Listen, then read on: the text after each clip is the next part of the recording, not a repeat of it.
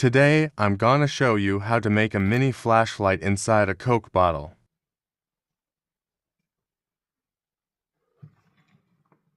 First, we need mini cola bottle.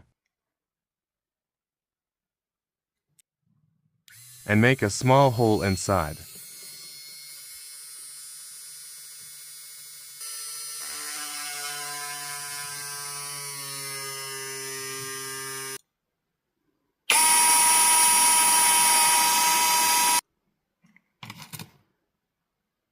In addition, we need a small LED module, which I get from Niglite.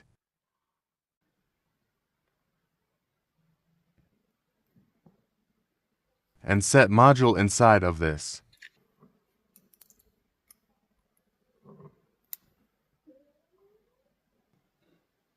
We'll also need a small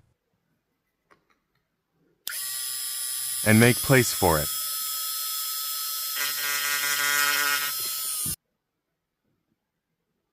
As a battery, we will use this small 3.7 voltage battery.